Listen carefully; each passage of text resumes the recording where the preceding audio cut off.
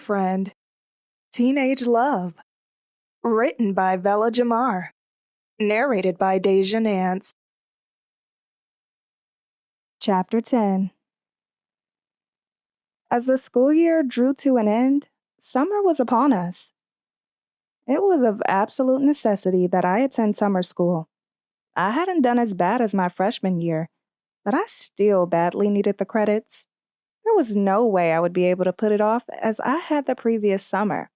Summer school was held at El Cerrito High, that year in a suburb full of high society fashion models. Their school was 10 times richer than ours, and they had a reputation for dressing as if they were at a fashion show. I dressed my best and focused on those 10 credits I needed to graduate. It was a hassle to get there each morning. My mother wouldn't give me any money to catch the bus because of some dishonesty I'd committed. Sometimes I waited at the BART station and would ask someone coming off the train if they'd mind going back to get me a bus transfer so I could catch the bus to El Cerrito. If I woke up early enough, I caught a ride with Trina and her boyfriend. If I wasn't ready, they left. Lenny was always on time. Every time we came out of class, that Monte Carlos was sitting right there waiting to take us home. One day, a girl I hadn't ever had any problems with the few years we had gone to school together was showing off her boyfriend's recent graduation picture as we sat around the baseball mound in the hot sun at El Cerrito High. I looked at it and tossed it back when I realized it was one of the punks involved in the gang rape a year earlier. She immediately took offense and wanted to fight. She looked pretty strong, and after we passed a few licks back and forth, I ran to the office to go tell on her ass. I did not want to fight.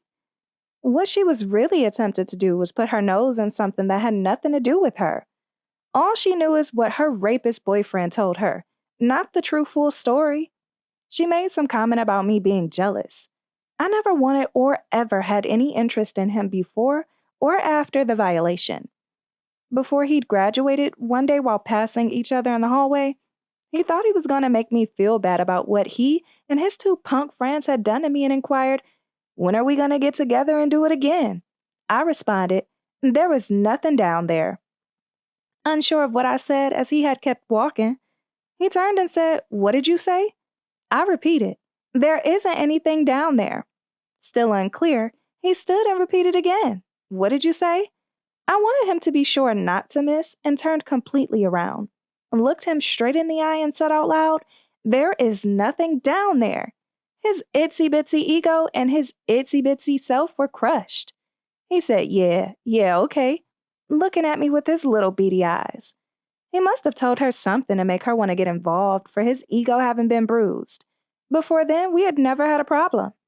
It was hard going to school as the vicious rumors spread like wildfire, but I hung in there right to the very end. A couple of years after we became adults, she and two minors who were still in school at the time drove to the stroll on MacArthur Boulevard and yanked a street entrepreneur off the street. They forced her to have sex with all three of them. It was abnormal to say the least for two females to be doing anything with and to each other. It was reported that she also rammed a wired coat hanger up the prostitute's vagina before they threw her back out in the street. The hooker was a lot smarter than they had given her credit for. She took down the license plate number and called the police. The two young men had to do a spell in juvenile hall, and she became a fugitive until they caught up with her and threw her ass in jail for her leadership role in the crime. I used to always wonder if what her rapist boyfriend told her of the gang rape inspired her. Someone said Miss Attention Seeker wanted to be a madam. When it was time to get on the bus, I wasn't sure which one she was on, but knew she wanted to finish the fight. I had no plans to catch it. I looked in the windows as Trina and I passed the buses en route to Lenny's Monte Carlo. I saw one of her friends looking out and figured she must be on that one. She was wild and always liked the center of attention with her big mouth. Trina and I got in the car with Lenny, who was right on time as usual to pick us up. Velvy came over Trina's house after school and told us she was waiting for me to get on the bus so we could fight about something that had nothing to do with her. Nosy Marcus kept up with all the gossip. His niece's uncle told him that I was going to get my ass kicked. He inquired what happened. I was not particularly interested in talking about it and became a mute. That's what I always did when he wanted answers to something I didn't want to talk about. He could get pretty verbally abusive during those times. I don't know why I kept following his ass. I sure in hell was not getting anything out of the meaningless sex we were engaged in. Her mother, who thought she was incapable of wrongdoing, was in the office with her when I arrived at school late the next day.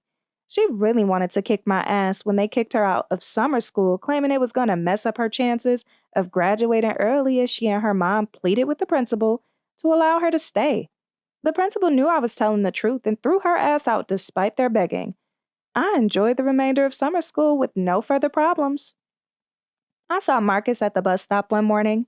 He had one more year to go. I'm sure he needed all the summer school and anything extra and in between they had to offer in order to finish. He had ditched plenty the past 2 years. I'd gotten to know him in ways beyond my wildest dreams. I am not sure where he was attending summer school. I did not let on that I was down there begging for a BART ticket so I could go to school. He didn't talk about his ambitions as much as he had when we first started seeing each other. He seemed more adamant about going to summer school than regular school. I didn't know too much of what my plans were at that point, but had resolved to at least graduate as a start. Marcus told me to come to the clubhouse one morning on my way to summer school, claiming to have something really important to give me. We could only miss 3 days before they kicked us out. I was still in my limit, so I figured why not? Weeks earlier, he had taken my hat on a day he thought he was going to make me play hooky. And that's what turned out to be so important. It wasn't the same hat he took. When I told him, he apologized and said he'll look around to see if he could find it and inquired, "Are you sure this isn't the same one?" I told him as much as I'd loved that hat, I knew exactly what it looked like. My hat did not have a flap in front as the one he was trying to give me. It was useless trying to get it back from him. Even though Marcus and I were still being extremely careful when we have relations, my menstruation was late again. Or I was really pregnant. The thought raced through my mind. I hated not knowing. One evening while Judy was in a good mood and allowed me to talk about Marcus, I told her that I was pregnant with this child.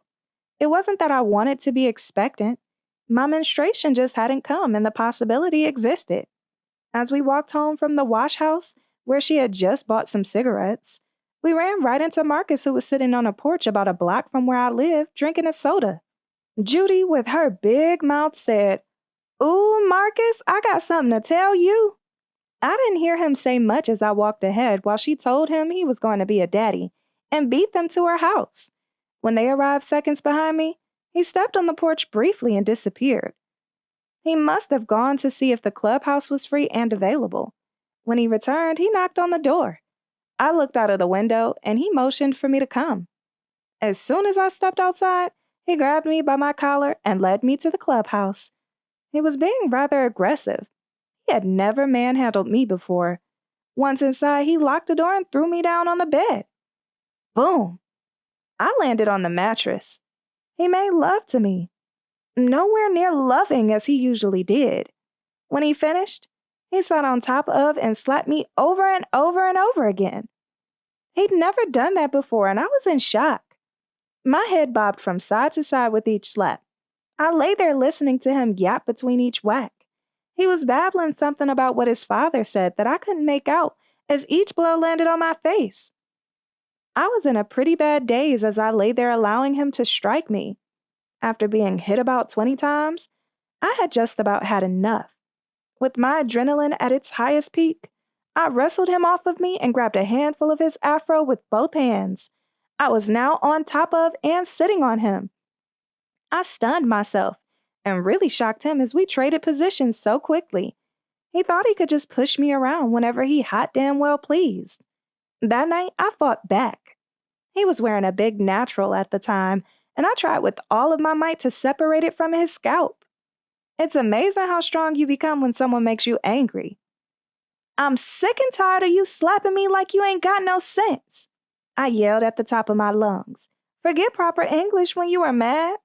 He wasn't so bad anymore and started pleading like the biggest baby I ever heard. He was near tears as I kept pulling with every fierce of anger that he had caused to well up inside of me. He started begging and crying like the biggest baby I ever heard. "Tandy, please let go of my hair. I am so sorry. Please, please, please let go." I refused and tightened my grip. While I continued pulling, he somehow maneuvered his hand around my neck and stopped me from breathing.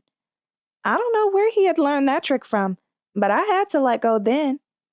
He knew exactly what bone to press. Asshole. We struggled to stand up as we unleashed each other and tried to straighten ourselves up at the same time. He grabbed me by the neck area of my shirt as we walked back down the driveway, leading back to the sidewalk. I was surprised Judy didn't hear me as loud as I was screaming while I tried yanking his hair out. We could have kicked his ass together.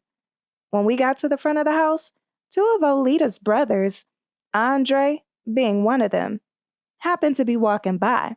When they got closer, he shoved me and said, "Man, I just whipped her ass." They gave each other the high five and laughed.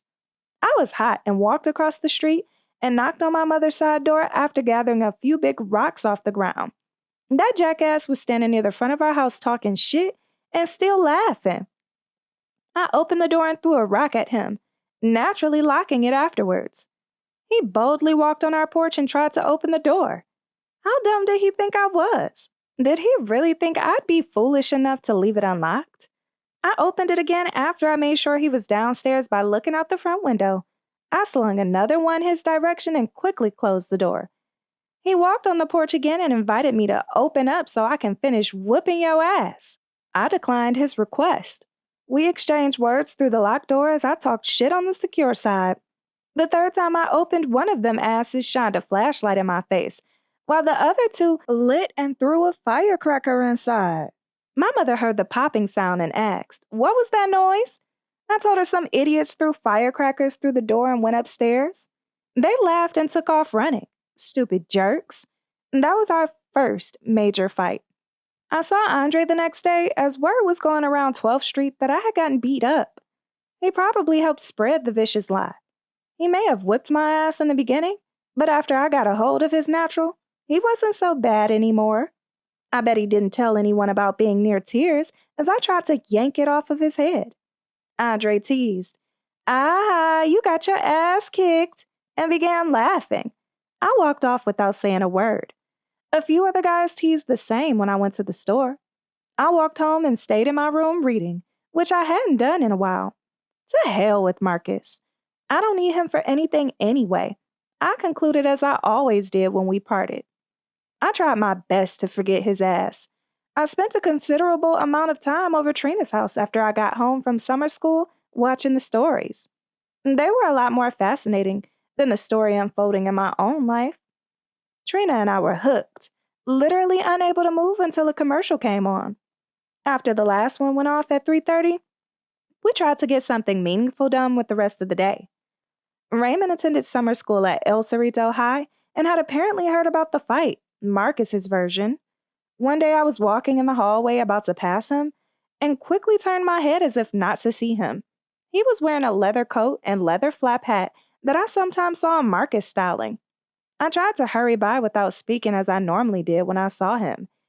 He, up until that point, was special since he was Marcus's cute little brother, though he didn't know I felt like that towards him. He caught the whole scene of me trying to avoid speaking to him. He specifically came up to me, touched my arm, and said, "Hi, Tandy." I don't remember what he said after hi, but we both laughed as he proudly displayed his shiny white teeth. He too loved showing them off.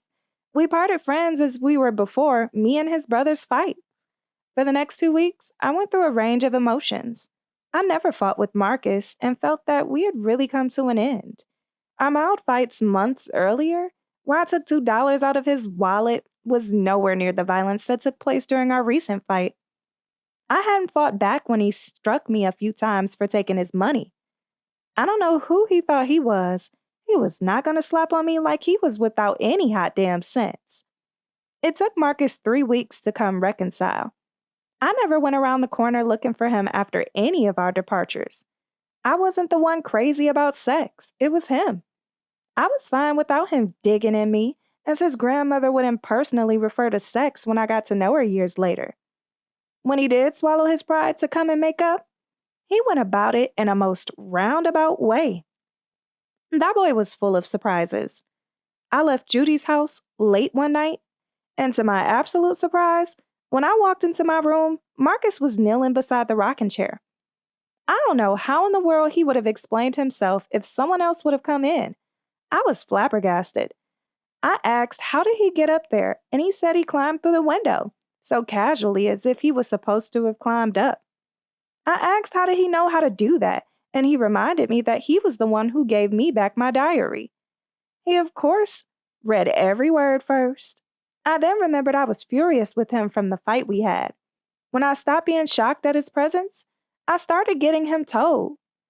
He whispered a few times, "Shh, you better stop talking so loud or else your mother is going to hear you."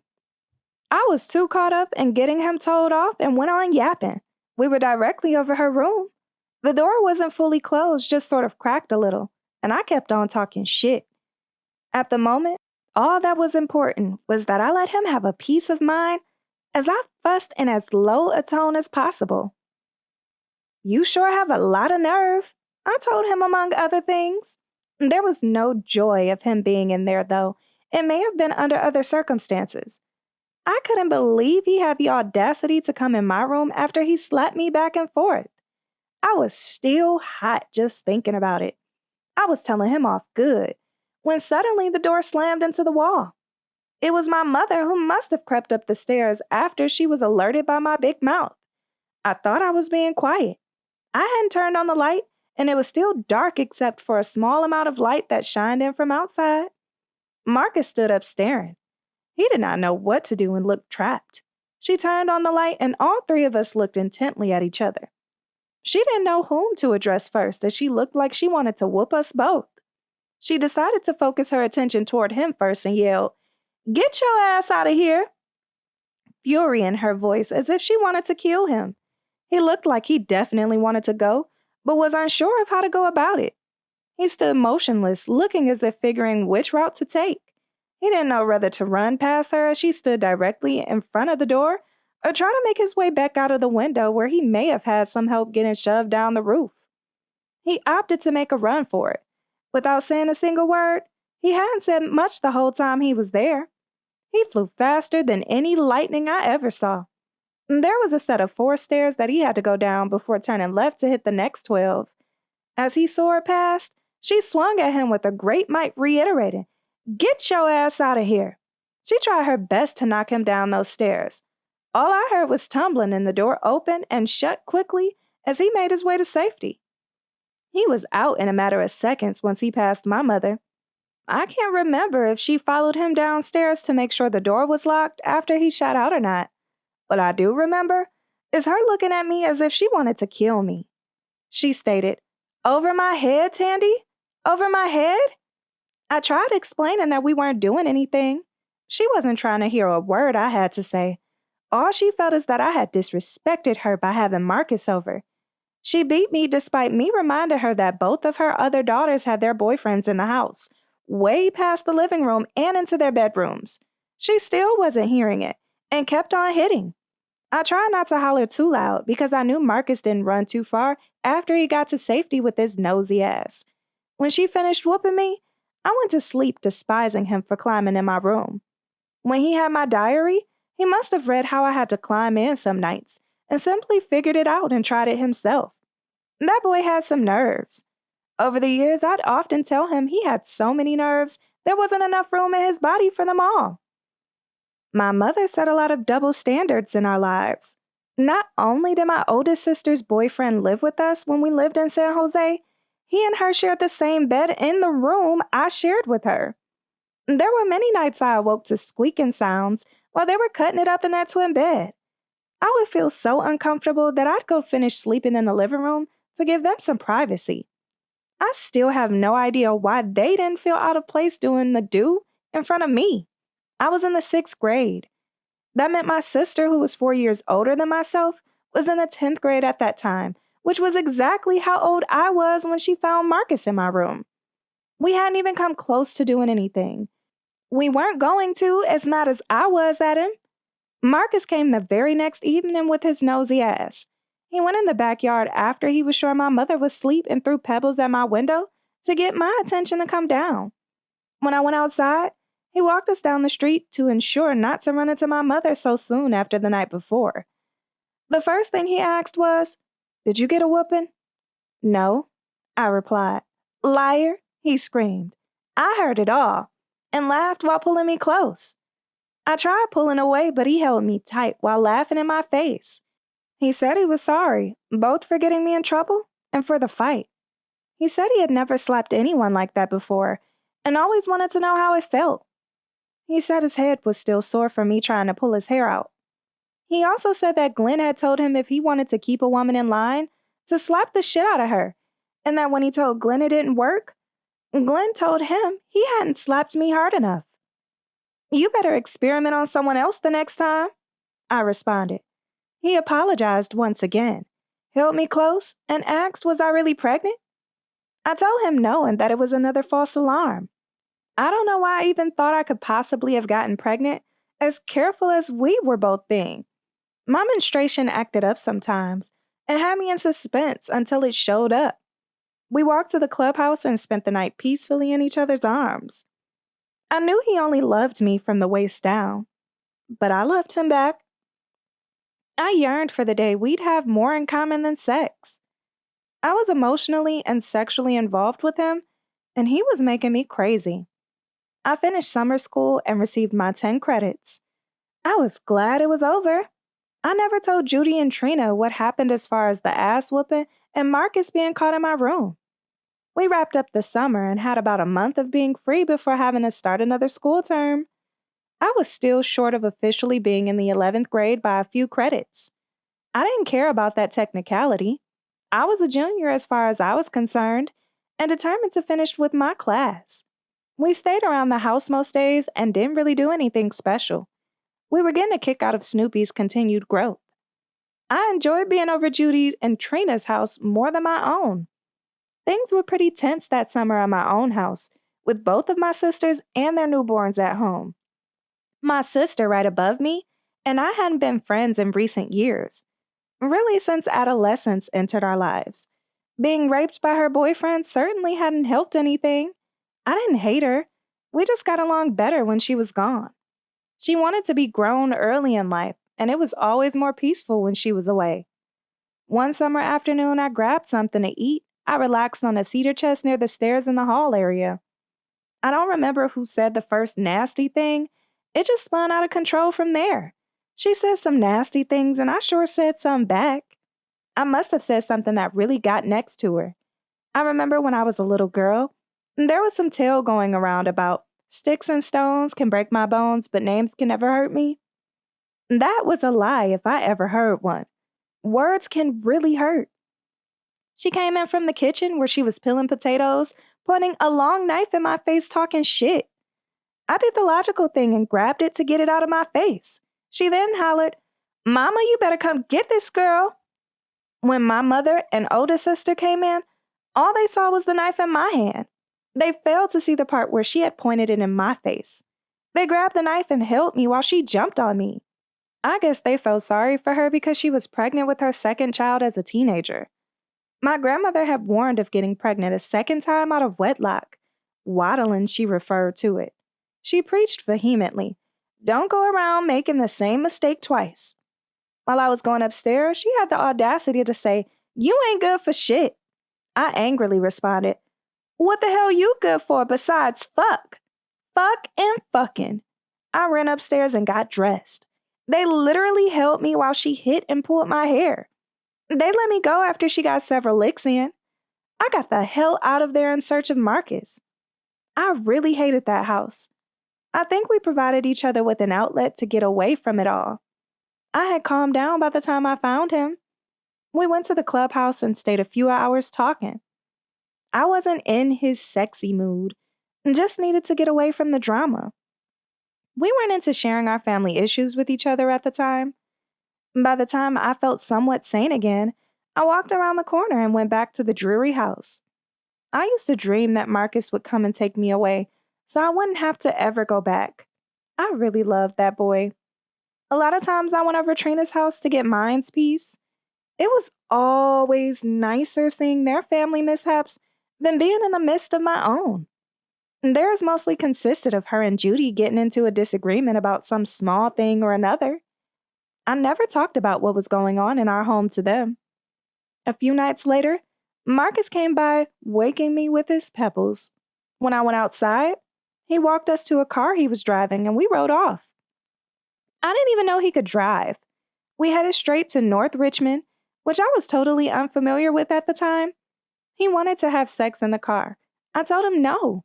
I was not in the mood. He acted like I didn't have a right to refuse him and got ugly and told me to get out if you're not going to have sex with me. I stepped out into the cold night and he sped off. No good, dirty dog, I said to myself and began walking. By that time, he came zooming back a few minutes later. I was hot pissy mad. He told me to get in at least 10 times as he drove aside of me while I kept walking. I didn't say a word. He claims to have been tired and said, "Okay, if you don't get in, I'm going to leave." I still didn't say anything and he drove off. I continued walking, waiting for his return. I kept waiting, but he did not come back as he'd promised. I was stunned. I couldn't believe he had left me in the middle of unfamiliar territory. I had heard my mother say on many occasions how God watches over fools and little children. In my case, I felt like both. I walked ahead not knowing where I was or which way I was supposed to be going. God was truly with me. The first thing I did was pass by a mean-looking, untied dog. He resembled a bulldog, but I wasn't sure and was even less interested in finding out. I just didn't want to get bit by the ugly creature. I kept my peace, and God had him to keep his as I prayed, walking by with great caution. We kind of eyed each other as I calmly passed, reassuring him that I didn't want any of his boss's belongings. The next thing I did was walk toward what would have been a very long journey to Parchester Village. For some reason, I know it was the good Lord. I turned the opposite direction and walked toward the way I believe we came in the car. God then led me to Market Avenue where I made a left. As I walked a little further, I saw the car we had driven in at his grandmother's house in her driveway. I felt the urge to break a window or two, but I tarried on. It was cold, and I continued walking, still not fully knowing where I was. I wanted to get back home out of the freezing weather. When I got over the track down by the lumberyard, then I knew for sure where I was. I walked the long, cold journey down 13th Street, crossed the overpass, and went back to bed. I promised myself that I would never, ever go back to Marcus again. It was time to start a brand new year, and I was still adamant about not being left behind in the new school clothes arena. I opted to stay away from Mervyn's and went back to JCPenney instead. My heart was heavy as I rode the bus, wondering if I was going to get away with my trade again. When I arrived, I talked to the girls' department salesperson so much between trying on different outfits, she got tired of offering her help, which I didn't need. She went and found other things to do, which is exactly what I wanted. I'd heard Marcus speak on many occasions about knowing when and how to use your psychology when he was trying to be impressive with his intellect. And that was another one of his favorite subjects he spent hours talking about. I used it to my advantage and realized that it really did work. When I felt at ease enough to know I was going to get away with my exchange, I walked out, though my heart pounded until I was down away from the store. I kept walking until I was completely out of the mall at the bus stop. I did it a few more times to get started with the new school year. I don't know why I kept picking on JCPenney. They always seemed the easiest, and they always had a nice assortment to choose from no matter what time of year it was. When I got home, I went to see Judy. She was pressing her clothes to perfection as we talked in the kitchen. We were getting ready to start another school year. She was disappointed that she would not be able to attend Harry L's the first quarter. That didn't stop her from getting that wardrobe in order. She had ditched so much her freshman year trying to be so cool, they required her to attend Gompers for half a semester to teach her a lesson. Things calmed some at home when my older sisters moved into their own place. I was glad they were both gone. I was ready to start a brand new year at school, free and clear of Marcus Ream. This has been Boyfriend, Teenage Love, written by Vella Jamar, narrated by Deja Nance.